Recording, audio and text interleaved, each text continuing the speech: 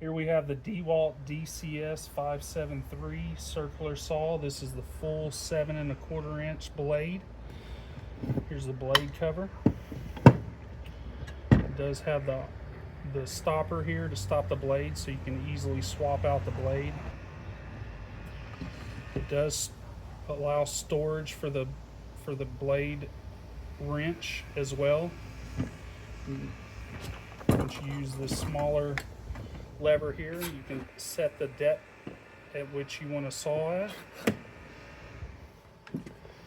It also offers up to 45-degree cuts as well once you turn this, if you need to use that on your piece of work.